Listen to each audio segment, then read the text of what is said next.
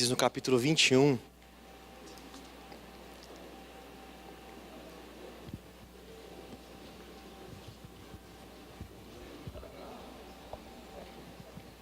Se você estiver sem Bíblia, nós vamos ler aqui em voz alta, ou você pode acompanhar com alguém ao seu lado. Nós vamos ler a partir do versículo 8.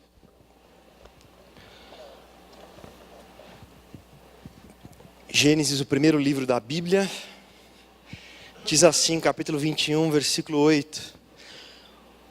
O menino Ismael, aqui no caso, cresceu e foi desmamado. Isaac. No dia em que Isaac foi desmamado, Abraão deu uma grande festa. Sara, porém, viu que o filho de Agar, a egípcia, o filho que ele dera a Abraão, estava rindo de Isaac. Ou seja, o Isaac era mais novinho e tinha um irmão por parte de pai mais velho, zoando ele. E disse a Abraão: livre-se daquela escrava. Agar era uma escrava egípcia. E do seu filho, porque ele jamais será herdeiro com o meu filho Isaque.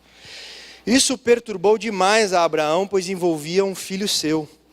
Mas Deus lhe disse: não se perturbe por causa do menino e da escrava. Atenda a tudo que Sara lhe pedir, porque será por meio de Isaque que sua descendência há de ser considerada. Mas também do filho da escrava farei um povo, pois ele é seu descendente. Na manhã seguinte, Abraão pegou alguns pães e uma vasilha de couro cheia de água, entregou-os a Agar e, pondo-os nos ombros, colocou nos ombros dela e despediu-os, vagando pelo deserto de Berseba. Quando acabou a água da vasilha, ela deixou o menino debaixo de um arbusto e foi sentar-se perto dali, à distância de um tiro de flecha, porque pensou: não posso ver o menino morrer. Sentada ali perto, começou a chorar. Deus ouviu o choro do menino e o anjo de Deus do céu chamou: o que aflige Agar? Não tenha medo, Deus ouviu o menino chorar, lá onde você o deixou. Levante o menino, tome-o pela mão, porque dele farei um grande povo. Então Deus lhe abriu os olhos e ela viu uma fonte, foi até lá, encheu de água e vasilha e deu a beber o menino. Ainda estou sem lente. Estou com uma dificuldade aqui de ler um pouquinho. Mas era só para dar uma lida numa história que vai servir de referência para nós em algumas coisas. Amados, tem uma forma de entender a Bíblia que é importante, uma informação que é importante antes de nós começarmos. É que você percebe alguns padrões que se repetem nas Escrituras. A gente chama até de tipo. Um personagem na Bíblia que se repete em outro momento com uma história parecida, com um padrão parecido, não igual, porque não existem duas pessoas iguais, mas a humanidade, que é a imagem de Deus, muitas vezes tem pessoas que são parecidas umas com as outras, são pessoas que são chamadas para fazer coisas parecidas umas com as outras, tem uma vocação parecida uma com a outra. Você percebe, por exemplo, isso em Paulo e Jeremias. Jeremias, na primeira aliança, na antiga aliança, é aquele profeta que chora pelo povo, que alerta o povo, que o povo não está indo num caminho legal, que o povo está indo num caminho errado, mas ele lamenta isso, ele sofre, tenta avisar e resgatar o povo de que as coisas não estão indo bem. No Novo Testamento, você tem Paulo com essa mesma vocação, de chorando pelo povo de Israel, de alertando o povo, de sofrendo pelo povo, um povo que não está enxergando que está indo a caminho da destruição. Então muitos dizem que Paulo é o Jeremias do Novo Testamento, ou que Jeremias é o Paulo do Antigo Testamento. Você percebe isso também na pessoa de Elias, que era um profeta que tinha um estilo de vida meio diferente, ele tinha uma dieta diferenciada, ele usava roupas um pouco diferentes e tinha um ministério de denúncia, de colocar o dedo na cara e falar: olha, vocês estão errados. Mas não na cara das pessoas pobres, na cara das pessoas em dificuldade, era na cara do principal político da época. Então Elias foi lá em Jezabel, em Acabe, para dizer: vocês estão errados. Assim como João Batista vai chegar na cara de Herodes e vai dizer: você está errado.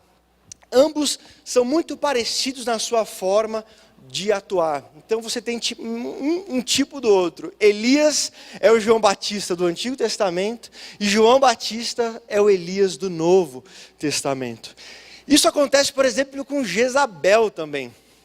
Jezabel é uma rainha má do Antigo Testamento que manipula o seu marido como um fantoche para fazer o mal.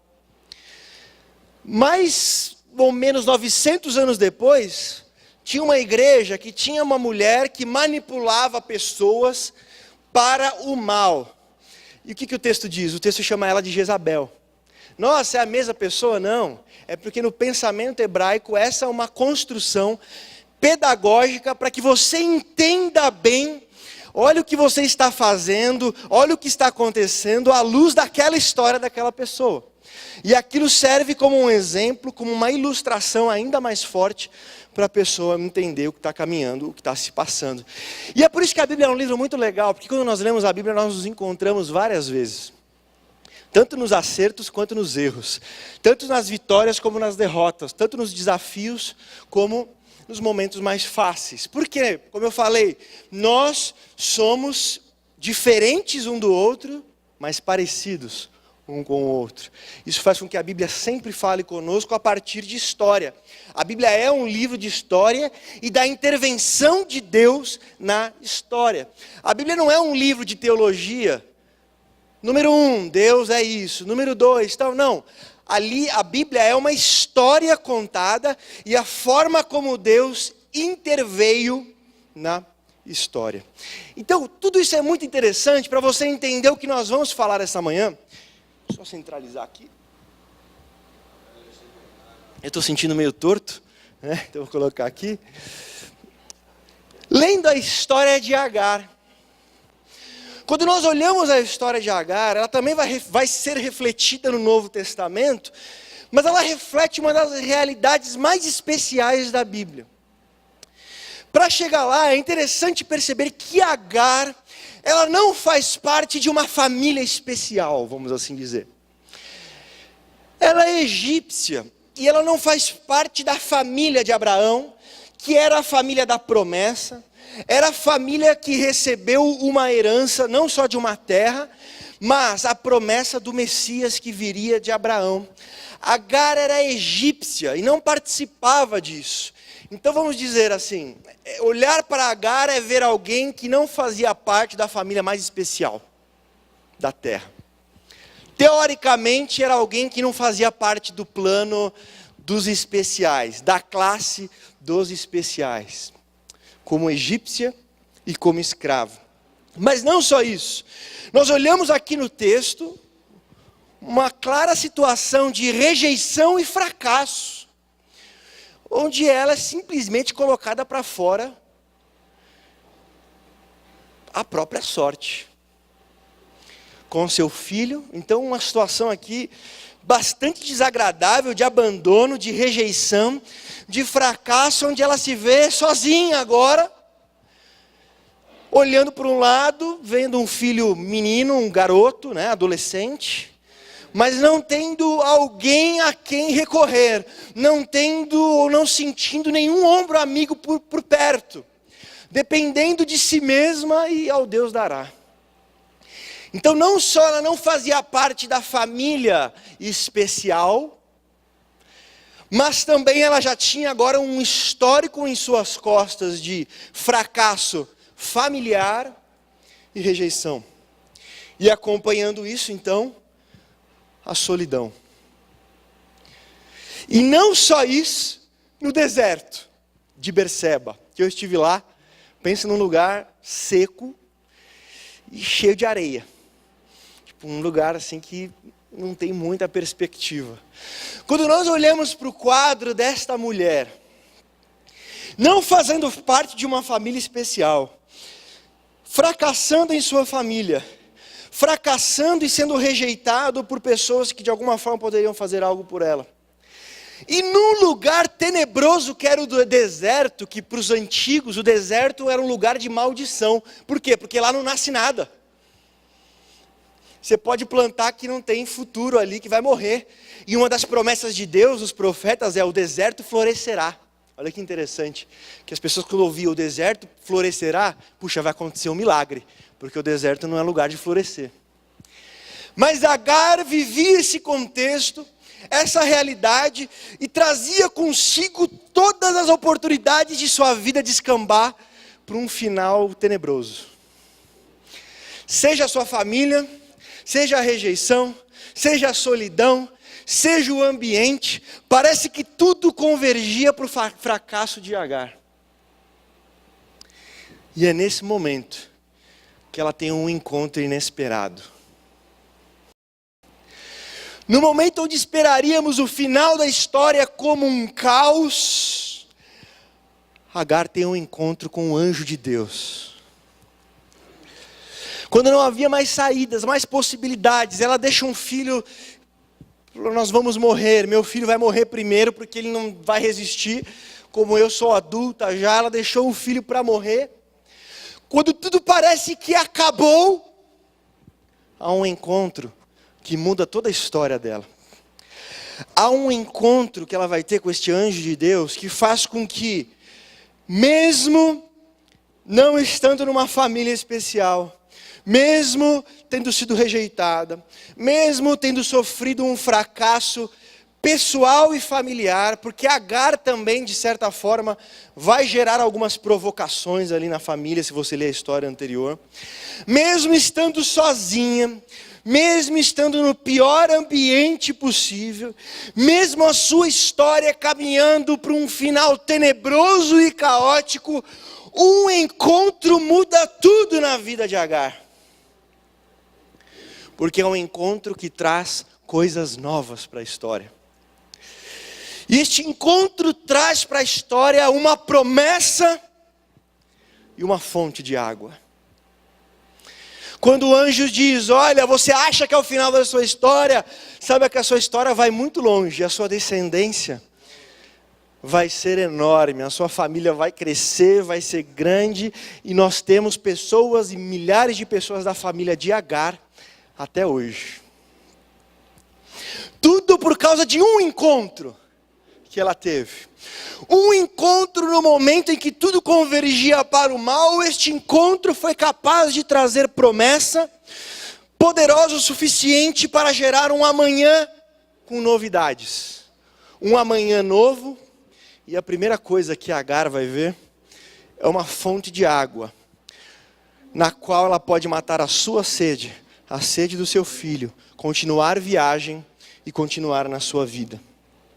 Quando nós olhamos a história de Agar, nós encontramos uma dupla para Agar no Novo Testamento, que é a mulher samaritana.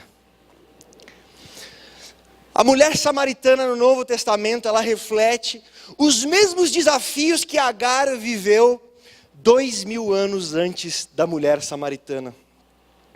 Ela não fazia parte de uma família especial, ela era samaritana.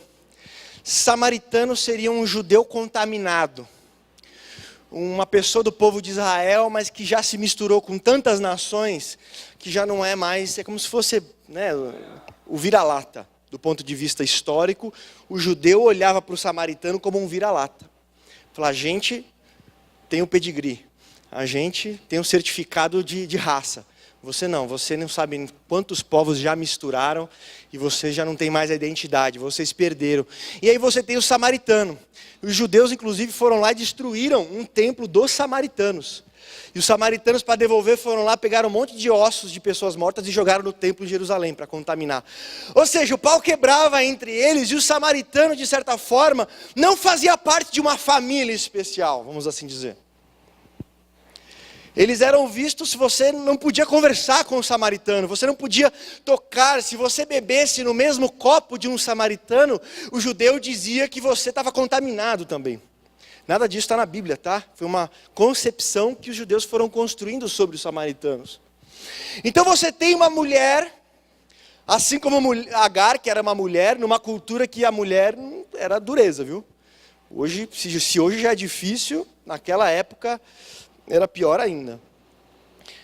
Uma família nada boa. Uma mulher que tinha fracassado pessoalmente e em sua família. Por quê? Ela passou por 5 casamentos e estava juntada com uma pessoa que já não era mais marido dela. Ou seja, alguém que havia passado por 6 relacionamentos e não se encontrava em sua família, fracassada, rejeitada, porque o texto diz em João capítulo 4, que é a história dela, que ela foi à fonte sozinha ao meio-dia buscar água. Uma mulher nunca vai sozinha buscar água, ainda mais ao meio-dia, que é a hora mais quente. O texto nos mostra que ela era rejeitada, inclusive, pelas amigas. Mesmo outras samaritanas não queriam andar com ela. Falaram, essa mulher queima o nosso filme.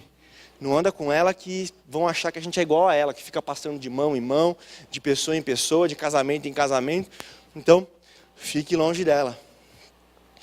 Ou seja, fracasso pessoal, familiar, acompanhado de uma rejeição, inclusive da sua própria família, dos próprios samaritanos e das samaritanas. Isso fez dela uma mulher com solidão. Sozinha para ir buscar a fonte, correu o risco de ser atacada por ladrões, de ser atacada por pessoas más. Então, todo esse ambiente de solidão que também reflete Agar sozinha no deserto. Num lugar difícil, porque era o sol do meio-dia, a hora mais quente do dia, o momento não era propício. Então não sei se você percebe essa coincidência que existe entre Agar e a mulher samaritana. Ambas são mulheres numa cultura bem complicada para as mulheres.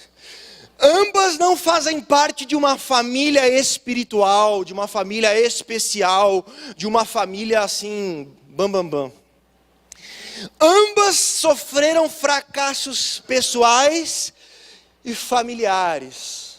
Ambas foram rejeitadas por aqueles que eram da sua família, de onde se esperava alguma coisa boa. Ambas estavam no momento difícil, no momento crítico, no deserto, ou à luz do sol do meio-dia. Mas assim como Agar, a mulher samaritana vai ter um encontro. E nesse encontro, ela vai receber uma promessa e uma fonte. A promessa para essa mulher, se você depois você pode ler em João capítulo 4, foi o seguinte, olha, você está buscando matar a sua sede no lugar errado. Você está achando que casamento vai te fazer feliz. Você está achando que um relacionamento com uma pessoa vai tornar você completa, repleta, realizada, que você vai encontrar paz, que você vai encontrar a sua vida num relacionamento. Olha, casamento é muito bom, mas não é isso que vai preencher a sua vida. Mas neste encontro, eu estou parafraseando o que Jesus diz. Eu posso resolver algo dentro do seu coração, que você vai sentir como uma fonte de água dentro de você. E você vai poder matar essa sede, que você fica tentando matar com casamento, que você fica tentando matar com homens diferentes. E eles não vão preencher.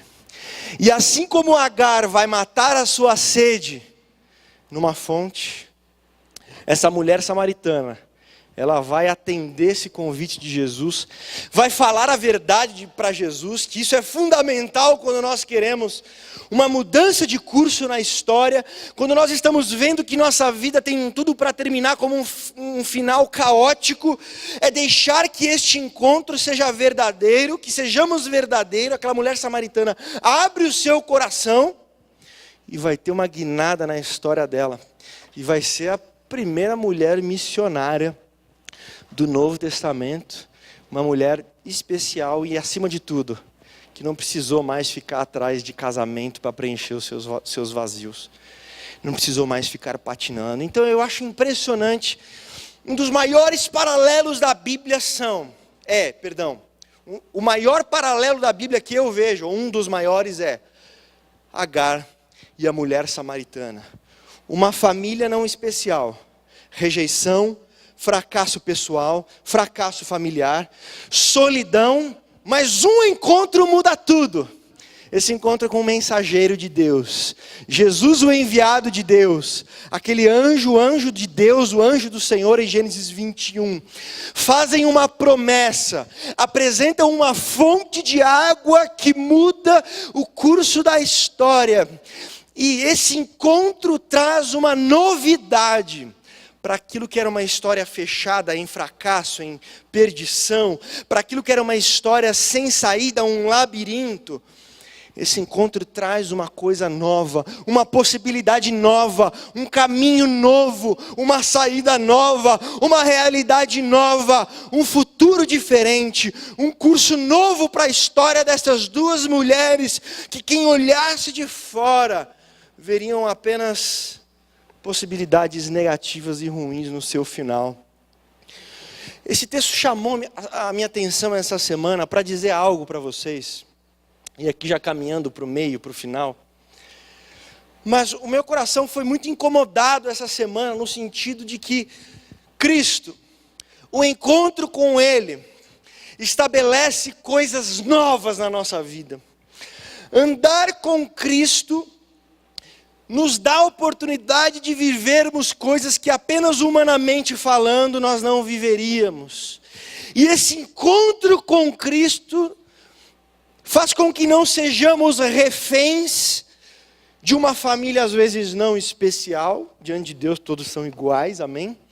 Mas de uma família que talvez não seja tão despontada de vários pontos de vista, de que nós não sejamos reféns dos nossos fracassos, que nós não sejamos reféns das nossas rejeições, que nós não sejamos reféns do ambiente em que estamos, mas que o fator mais decisivo da nossa vida seja esse encontro que Agar teve, que a mulher samaritana teve, que é acompanhado de uma promessa e de uma fonte de água que muda o curso da nossa vida, de forma que nós não somos apenas consequência de fatores externos. Há algo dentro de nós que pode ser mudado. E quando este algo dentro de nós é mudado, ele é poderoso para sobrepor, para prevalecer sobre fracassos pessoais, sobre rejeição, sobre lugares difíceis, sobre famílias difíceis.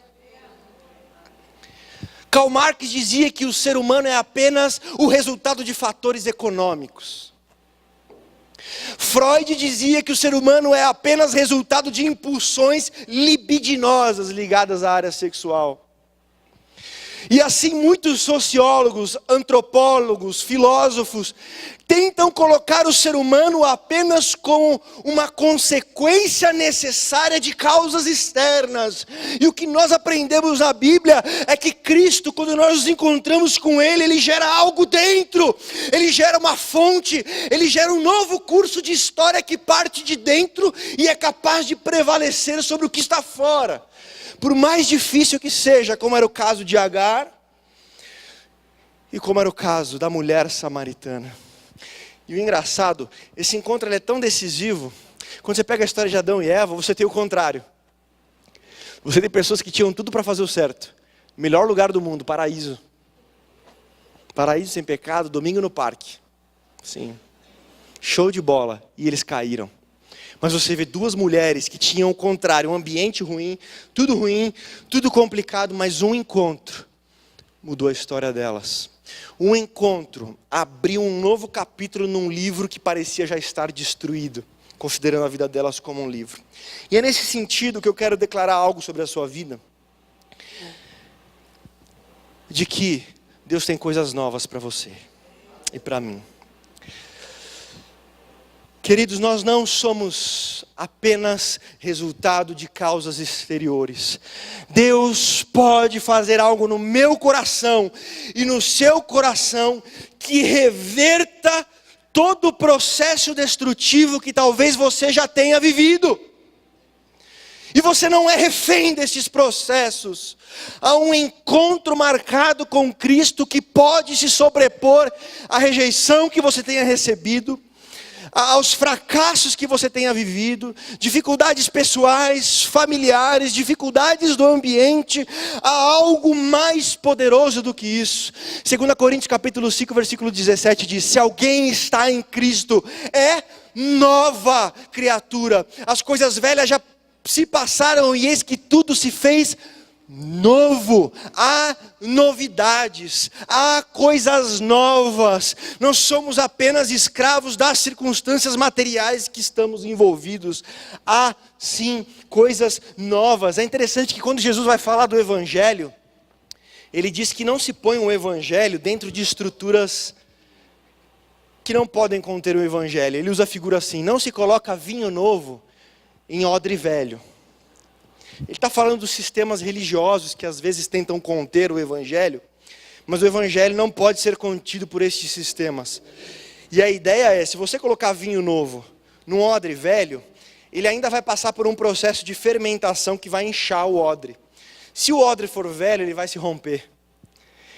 Então Jesus diz, precisamos de odres novos, novidade.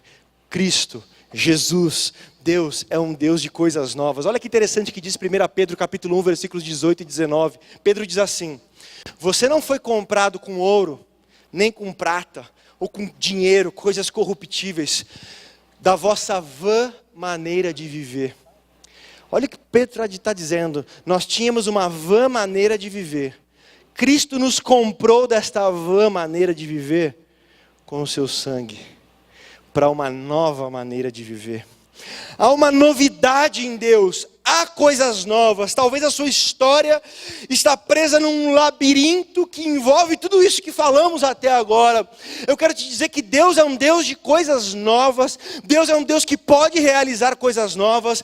Deus é um Deus que pode abrir uma saída nessa história que parece não ter saída e trazer novas realidades, trazer novas perspectivas, trazer novos padrões para as nossas vidas.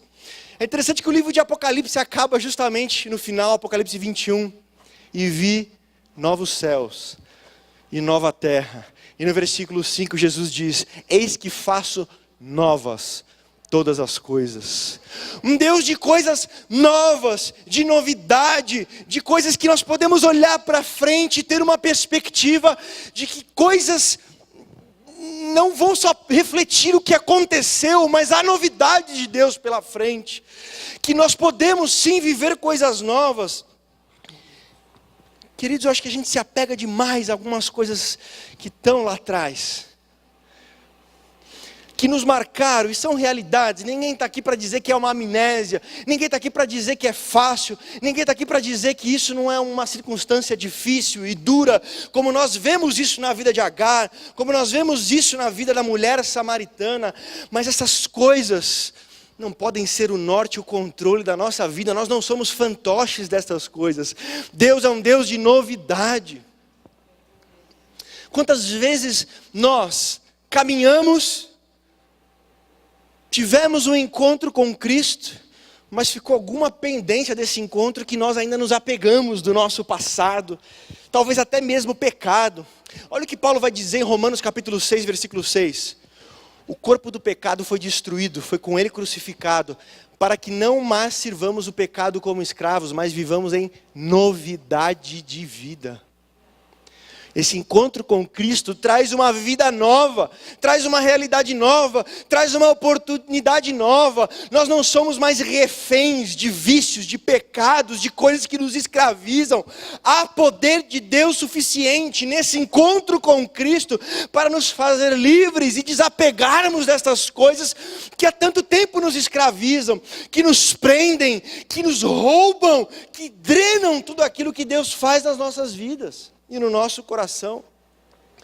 Eu acho interessante como Hebreus capítulo 12, versículo 1, o escritor diz assim: nós temos que deixar o pecado e o desembaraço que nos aprisiona. Tem pecado que é pecado, tem coisa que é embaraço para a sua vida, irmão.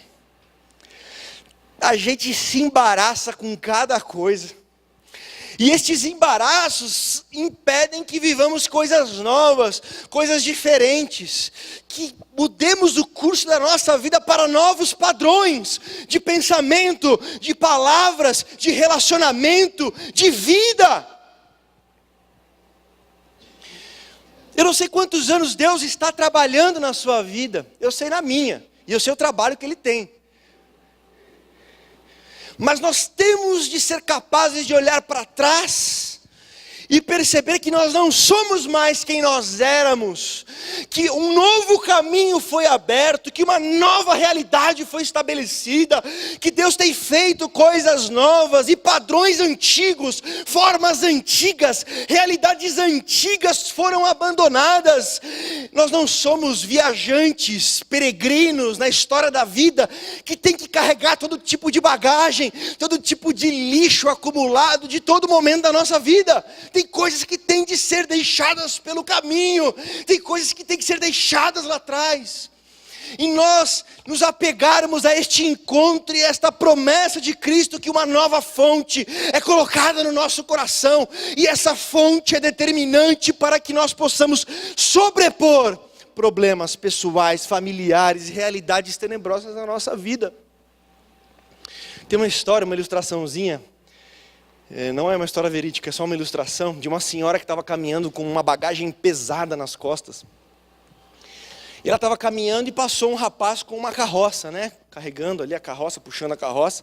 Ele viu aquela senhora em grande sofrimento, carregando aquela bagagem com grande dificuldade. Ele falou assim para ela: senhora, sobe aqui na carroça, para mim é tranquilo, a carroça tem uma dinâmica aqui, aerodinâmica especial, que pode subir e tal. Ela: puxa, eu te agradeço muito e tal. Aí ela subiu: ó, pode ficar aqui confortavelmente e tal. Aí o cara começou a andar. Aí daqui a pouco ele olhou para trás, para ver se estava tudo bem. A senhora estava sentada com a sacola nas costas. Ele falou: senhora, pode colocar sua sacola ali do lado, tá? Qualquer lugar que você achar, pode ficar à vontade. Ela falou: não, isso já seria muito abuso da minha parte. Mas senhora, eu já estou carregando a sua sacola. Você não precisa carregar também. Senão nós dois estamos carregando, não há necessidade. Não sei se você entendeu. Tem coisas que Cristo já carregou. Tem coisas que Cristo já levou. Tem pesos e cargas e situações. Coloca de lado. Não leva tudo. Tem coisas que a gente leva que às vezes gera até um sentimento bom. Mesmo coisas ruins podem gerar em nós sentimentos bons. Sentimentos que justificam a nossa vida às vezes no futuro, né? Puxa, isso aconteceu, mas é porque eu recebi isso. Olha, foi assim, mas porque eu recebi isso. A gente vai se apegando a isso como um álibi. Então é uma coisa ruim que está nos matando, mas que gera até um sentimento prazeroso, onde a gente se sente assim: pelo menos eu tenho justificado as minhas mazelas. Mas não tem, querido. Porque agora são duas mazelas. Essa, a que você fez, e a que você está carregando. Eu declaro em nome de Jesus um tempo de coisas novas nas nossas vidas, queridos. Que a gente possa romper com padrões, romper com formas que estão dando errado. Às vezes, o maior desafio em muitas conversas que nós temos com pessoas que querem melhorar, que querem crescer. Ninguém está brincando, ninguém está querendo jogar tempo fora. Mas o maior desafio é: olha, existem alguns padrões que estão dando errado há 1 ano, há 2 anos, há 5 anos, há 10 anos, há 20 anos. Mude esse padrão. Ah, mas é muito difícil. Eu sei que é difícil. Se fosse fácil, eu sei que você já tinha mudado. É difícil, mas há um encontro. Há um encontro determinante, há uma promessa determinante. Eu estava lendo esse livro, excelente, Em Defesa da Graça, de Lee Strobel. Ele conta uma história verídica, tem os nomes, as referências aqui. Deixa eu compartilhar com vocês, já encerrando essa palavra. Uma menina de 4, 5 anos de idade, ela foi fruto de um estupro, em que a mãe dela, na guerra da Coreia do Sul, foi violentada por um soldado do exterior, e essa menina nasceu. Ou seja, ela não nasceu completamente coreana, ela nasceu mestiça, vamos assim dizer. E nesse pós-guerra, os mestiços começaram a ser muito mal vistos, porque eles eram uma memória da guerra, do sofrimento que o povo da Coreia do Sul sofreu.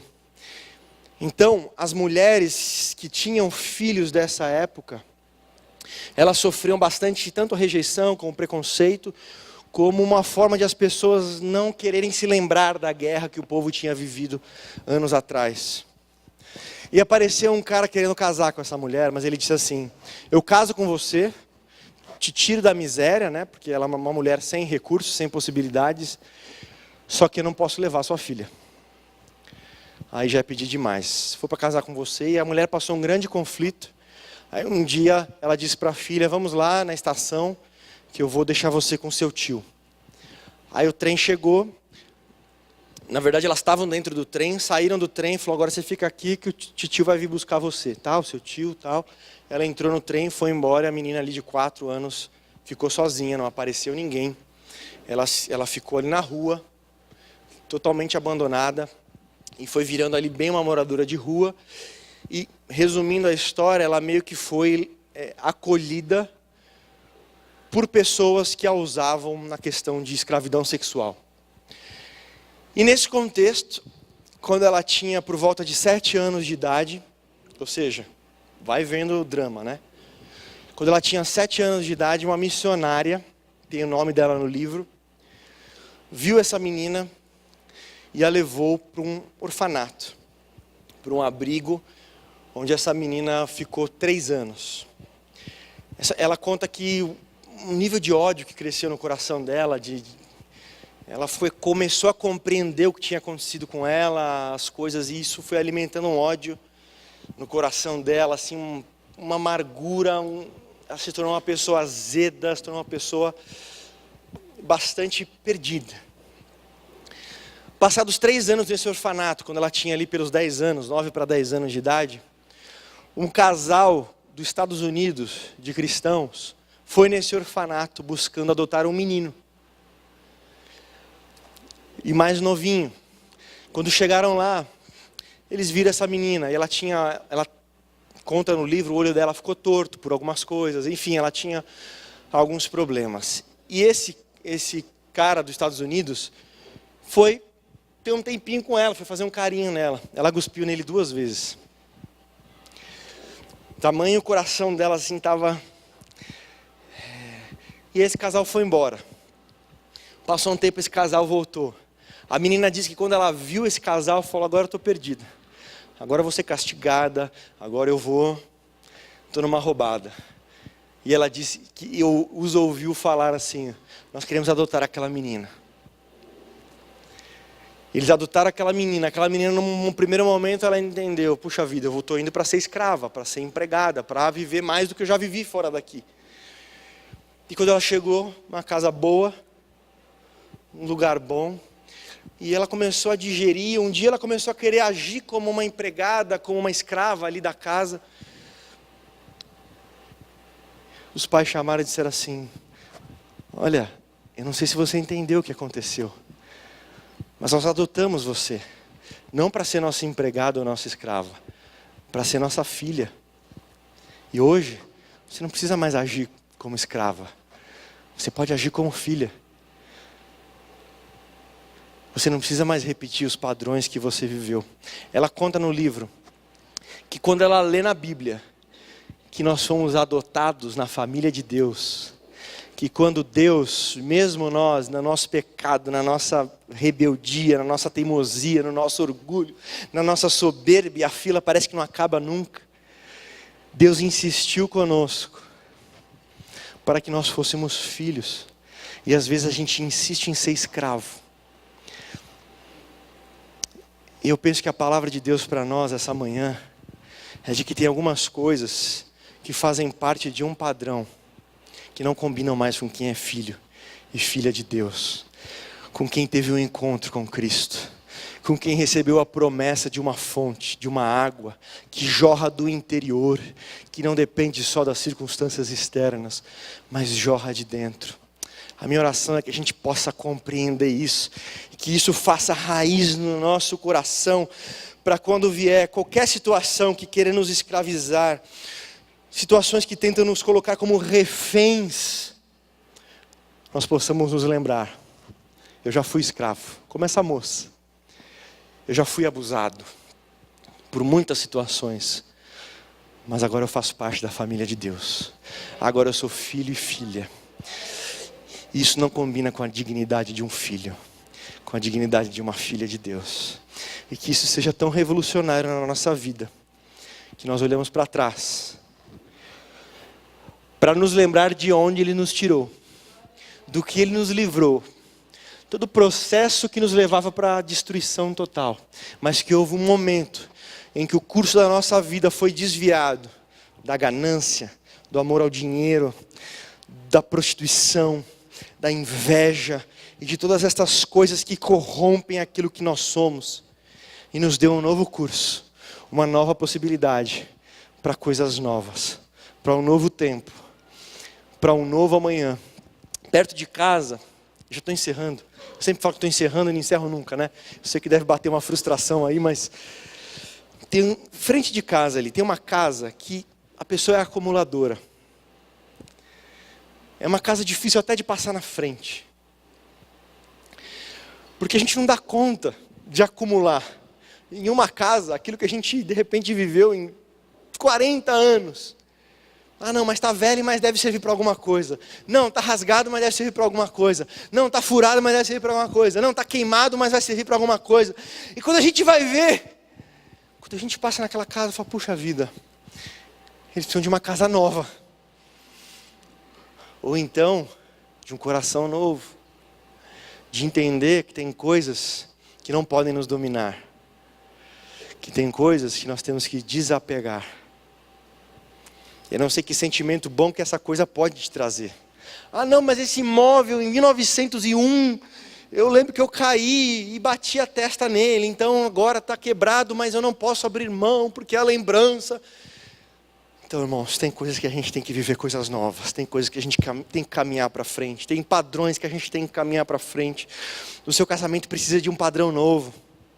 Não está dando certo. Está dando errado. Os últimos anos têm sido difíceis, por quê? Porque esse padrão não é um padrão coerente com quem é filho e filha de Deus. Não tem como dar certo. Está dando errado. Mas eu vou continuar. Então, o que vai acontecer vai que vai dar errado. Eu queria que você pensasse nessa manhã, nesses padrões. Talvez sejam pecados mesmo. Talvez sejam coisas que só te atrasam. Às vezes, a gente fica lembrando, né? Eu lembro de uma moça, faz mais de 15 anos. Ela começou a namorar. O cara foi um atraso de vida para ela. Pensa numa pessoa que era muito de Deus, uma moça assim, muito para frente, no sentido de vamos viver, vamos realizar, cheia de sonhos e tal. Começou a namorar. Foi quase como como é que chama aquele negócio do barco aqui? Âncora. Aí terminava. E aí falava, ah não, mas ele está me procurando e tal. Aí ela, quando terminava, ela dava uma... Aí o cara aparecia...